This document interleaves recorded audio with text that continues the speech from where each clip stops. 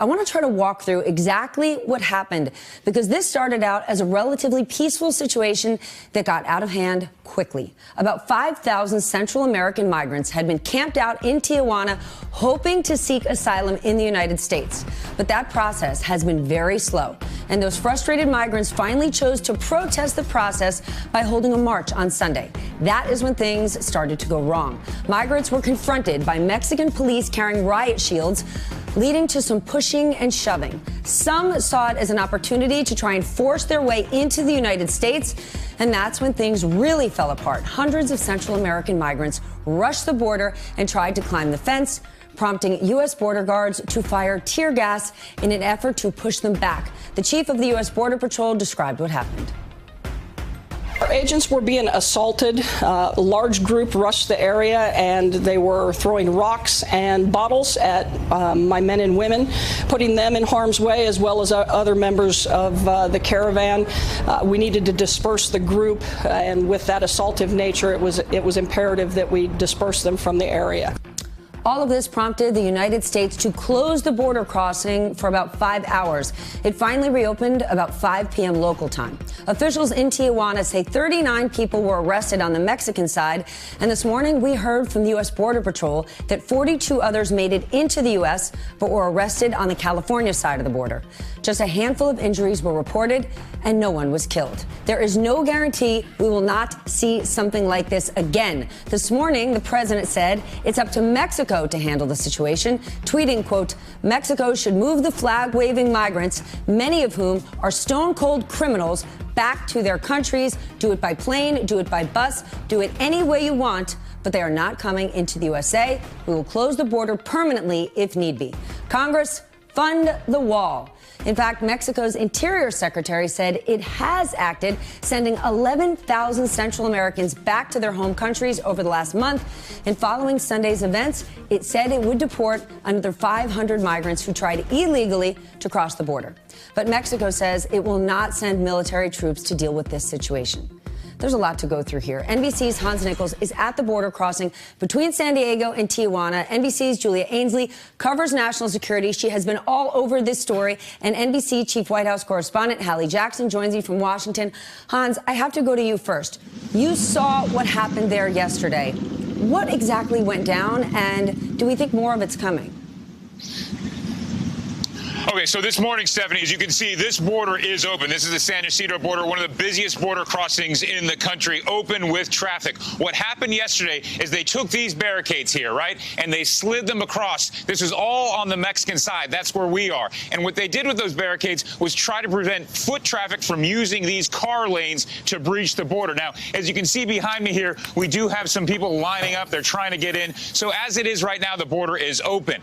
Yesterday started off with a march towards the border, and you were saying a couple of hundred of those migrants living inside that shelter there tried to cross over a bridge. They were stopped at that bridge by federal riot police from the Mexican government, and so they ended up going around. Now, you did see some skirmishes, but that's when they went down into that washed out riverbed, that dry riverbed, which did have some water coming through it. The stench was pretty overpowering, smelled like raw human sewage, and they went up the embankment and tried to get closer to the point of entry. Essentially what they wanted to do, Stephanie, was surrender. They wanted to file their asylum claims in person. They didn't get there, and it's at that point that you saw some tear gas. The CPB says it was fired on the U.S. side, and then the gas wafted over. Then the migrants went up and over, and they tried to find a different spot, a softer spot, and they went towards the railway line. It's at that point that they used, we saw some ladders in there, trying to breach the fence that way. That's the U.S. border wall, and as you said, a few may have gotten through. It was kind of chaotic, and a lot of the migrants came back in this area here, and that's when we saw some ugly violence between Tijuana residents. And again, these are businesses. They survive. They thrive on the commerce. They need that to stay in business. You saw some violence from Tijuana residents towards the migrants. Eventually, it all diffused. The border was open about 4 or 5 p.m. yesterday, and these crossings now are up and running. But, Stephanie, there's still no obvious solution in sight, right? You still have 5,000 migrants. The border is fortified. We didn't see any U.S. troops at the border. We did see a lot of assets up in the air, a lot of helicopters, and it's just unclear, Stephanie, how this resolves itself. Steph? All right, Hans, thank you. Julia, I want to ask you about Mexico's role going forward. There had been talk of a deal to keep those asylum seekers in Mexico, and now it sounds like it's not happening. Yeah, Stephanie, we saw that breakdown over the weekend. There were reports that they had a deal done, but I spoke to some U.S. officials who have been involved in these negotiations, and they say that what they haven't hammered out yet is what Mexico will get in return. Mexico wants the United States to explicitly commit to driving down these factors that are leading to this migration in the first place. They want investment in their economies. They want to see that Honduras, Guatemala, and El Salvador, these countries known as the Northern Triangle in Central America, get the help they need to combat this poverty and gang violence that's driving what we see here in the first place. Mexico gets that that is why these people are coming here, but it's not clear that the Trump administration is also going to make that admonition and give Mexico what they need. So that seems to be the breakdown.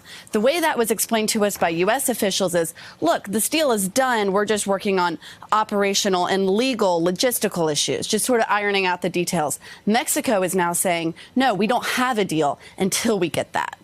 Mexico is saying this is about foreign policy that takes you back to those countries, not about those migrants once they get to the border. All right, Hallie, this seems like it would fit perfectly with the push for more border security. And the president isn't unique in asking for more funding for border security. You're seeing that on both sides of the aisle. Sure. But we know from the get-go he has wanted funding for that wall. Yes. Is this going to get him any closer to getting that? See, you're drawing, Steph, what I think is an important distinction, right?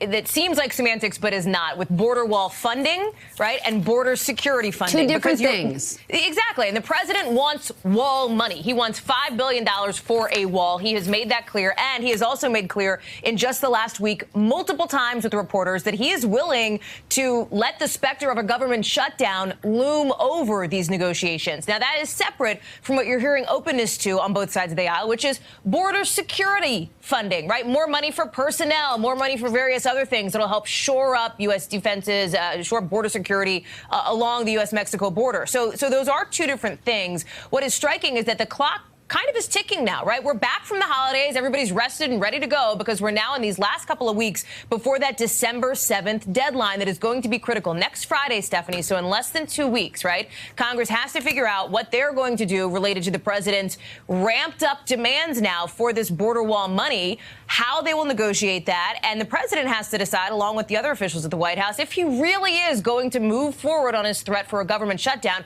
depending on what he gets. So negotiations really start now. Or separate the two, ramp up the demand for more money for security, but not necessarily a wall. Hey there, I'm Chris Hayes from MSNBC. Thanks for watching MSNBC on YouTube. If you want to keep up to date with the videos we're putting out, you can click subscribe just below me or click over on this list to see lots of other great videos.